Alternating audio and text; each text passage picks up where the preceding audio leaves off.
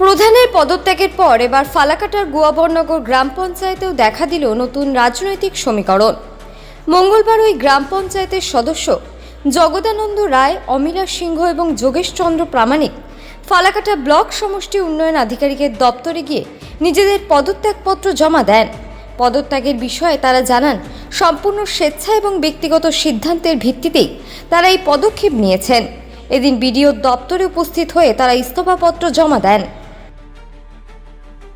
শারীরিক এবং পারিবারিক সমস্যার জন্য আপনি তো গ্রাম পঞ্চায়েতের সঞ্চালক ছিলেন, শিল্প পরিকাঠামোর সঞ্চালক ছিলেন। হঠাৎ এতদিন পর মানে কি সেতে মানে হঠাৎ শরীরে প্রবলেম আছে, বাইরে যাবো। আমি 3 বারের, আমার মিসেস 1 বারের। মানে আপনি 3 বারের গ্রাম পঞ্চায়েত সদস্য। গ্রাম পঞ্চায়েত 173 কোন গ্রাম পঞ্চায়েত? গোয়াবরনগর গ্রাম পঞ্চায়েত। আপনার নামটা বলুন। যোগেশ রায়। না, আসলে আমাদের জনগণের রায়কে মেনে নিতে হবে। পশ্চিমবঙ্গে মানুষ বিজেপিকে ভোট দিয়ে সরকার গঠন করেছেন। আমরাও খুব খুশি এবং আমরা গোয়াবরনগর অঞ্চলের গত দিনে প্রধান বা আরও 2 জন পঞ্চায়েত সদস্য ওরাও ইস্তফা দিয়েছেন। তো আমরাও স্বইচ্ছায় আজকে আমি জগদানন্দ রায়, গোয়াবরনগর অঞ্চলের জয়চাঁদপুর মৌজার 178 নং বুথের শুধুমাত্র পঞ্চায়েত সদস্য ছিলাম। আজকে আমিও স্বইচ্ছায় ইস্তফা দিলাম পঞ্চায়েত সদস্য পদ থেকে।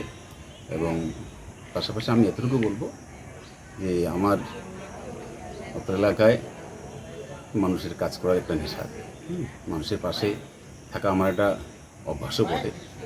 আমি আগামী দিনও পঞ্চায়েত সদস্য না থাকলেও আগামী দিনও আমি মানুষ ডাকলে মানুষের পাশে থাকবো, এটাই আমার হচ্ছে ইচ্ছা আর কি।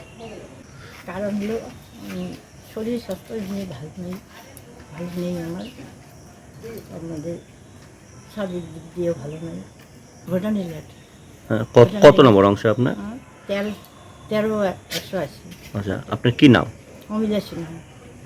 আপনি কি আপনি কি এবারে কি প্রথম পঞ্চায়েত নির্বাচন নাকি এর আগের টার্মও পঞ্চায়েত ছিলেন? হ্যাঁ, ছিলাম আগে।